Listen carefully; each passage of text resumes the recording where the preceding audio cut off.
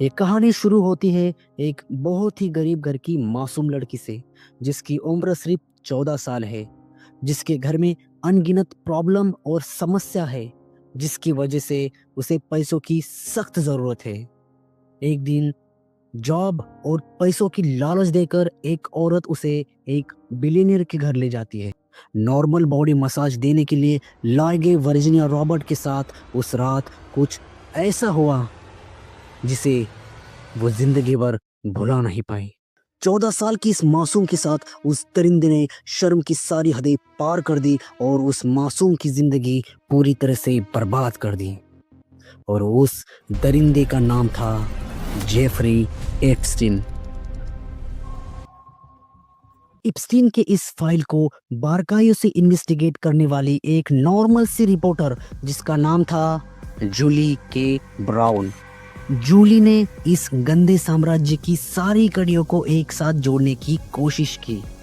Epstein कैसे काले धंधे कर रहा था, कैसे लड़कियों को घर बुला रहा था, लेकिन उस पर पुलिस की एक भी केस दर्ज नहीं थी। बिलियनियर, सीईओ, पॉलिटिशियन और सेलिब्रिटीज जैसे बड़े बड़े दोस्तों के साथ अपने प्राइवेट आइलैंड पर जाकर लड़कियों के साथ घिनौने और गंदे काम कर रहा था, जिसमें Donald Trump, Elon Musk, Michael Jackson, Bill Gates, bill Clinton और प्रिंस एंड्रयू जैसे बड़े बड़े लोग शामिल थे। चौंकाने वाली और शर्म की बात तो तब सामने आई जब स्टीफन हॉकिंग जैसे बड़े वैज्ञानिक जो कि शरीर से विकलांग है, वो भी एप्स्टीन के प्राइवेट आइलैंड पर जाकर मजे मारते हुए दिखे। जूली एक बात जान चुकी थी, इतने पावरफुल और पैसे वाले लोगों के खिलाफ आवाज उठाने के लिए एक विक्टिम तो काफी नहीं है। इसीलिए वो दूसरी सर्वाइवल को भी ढूंढना स्टार्ट करती है। पुराने पुलिस रिपोर्ट, कोर्ट डॉक्यूमेंट और सील फाइल इधर उधर से पता करके उसे कोर्टनी वाइल्ड मिलती है, जो 14 साल की थी जब एप्स्टीन ने उसे पाम बीच पर एब्यूज किया था। उसे मिशेल लिकेट मिलती है। 16 साल की उम्र में एक रिक्रूटर ने मॉडलिंग का प्रॉमिस किया था, जो अब 30-30, 35-35 साल की औरतें हैं और आज भी इंसाफ की राह देख रही थी।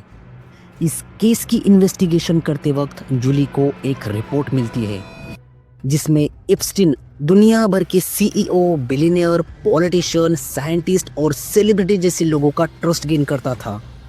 पार्टी या कॉन्फ्रेंस के नाम पर उन सबको अपने प्राइवेट आइलैंड पर ले जाता था और वहां पर उन्हें इलीगल सर्विस प्रोवाइड करता था। एक बार अगर ये पैसे वाले लोग रूम के अंदर चले गए, उसके बाद उनके गंदे कारनामे सीक्रेटली हिडन कैमरे के जरिए वो शूट कर लेता था। थोड़ी डीप इन्वेस्टिगेशन करने के बाद जूली को पता चलता है कि एप्स्टीन पर सेक्स ट्रैफिकिंग ऑफ माइनर के फेडरल चार्जेस थे, जिसकी सजा उसे उम्र के तक हो सकती थी। एफबीआई के पास एविडेंस थे, विक्टिम के स्टेटमेंट थे, फ्लाइट लॉग्स थे, लेकिन इसके बावजूद लॉयर एलन डशरविथ और केलन स्टार ने अलेक्जेंडर एकोस्टा के साथ सीक्रेटली निगोशिएट कर लिया। इस डील का नाम था स्वीट हार्ट डील, जिसमें जेफरी एप्स्टीन को 13 महीने जेल में रहना पड़ेगा, लेकिन प्राइवेट विंग्स में, और उसे 6 दिन की वर्क रिलीज भी मिलती। एप्स्टीन दिन भर अपने काम करता और रात को सिर्फ जेल में सोने के लिए आता था। जूली को एक बात समझ आती है कि ये कहानी सिर्फ एप्स्टीन की नहीं है। एप्स्टीन तो एक प्यादा था जिसके पीछे न जाने कितने वजीर अपनी गंदी चालें चल रहे थे। कुछ दिनों के बाद पाम बीच के इन्वेस्टिगेशन का एक डिटेक्टिव जूली को सीक्रेटली मिलने जाता है और जूली को एक फ्लैश ड्राइव देता है।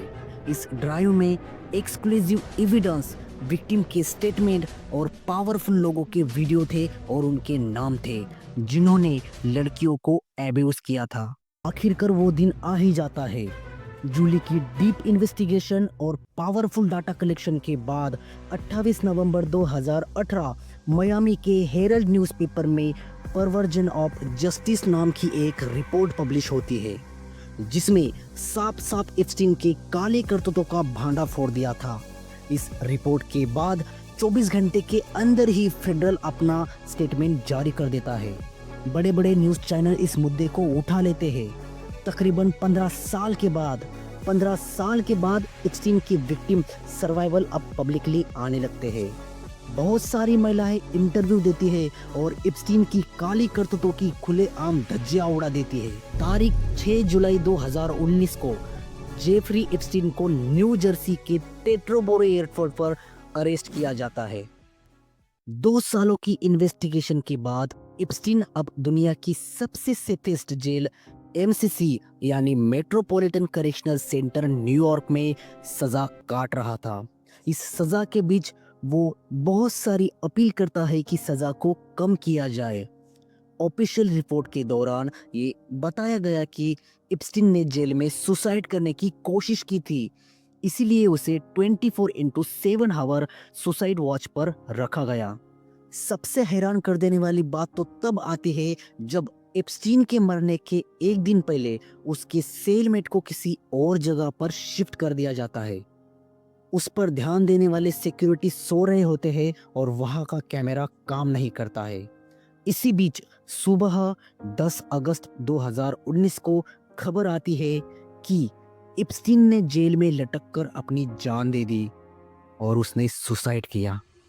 ये बात बहुत ही दिल दहलाने वाली थी कि जो इंसान जीने के लिए बार बार कोर्ट से अपील करता रहा, वो भला सुसाइड कैसे कर सकता है।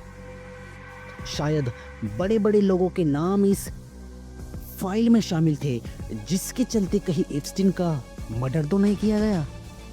दोस्तों, एक बात तो क्लियर है, अगर एप्स्टीन जेल की बाहर होता तो आज बड़े बड़े बिलियनियर, सीईओ, साइंटिस्ट, पॉलिटिशियन और सेलिब्रिटीज जिन्होंने मासूम लड़कियों के साथ गंदे काम किए, उनकी जिंदगियां उजाड़ दी, वो सब आज की डेट में जेल में सड़ रहे होते। 30 जनवरी 2026 को एप्स्टीन फाइल पब्लिकली रिलीज कर दी है, जिसमें बड़े बड़े लोगों के नाम आए हैं। अभी भी 300 जीबी से ज्यादा का डाटा बाहर आना बाकी है।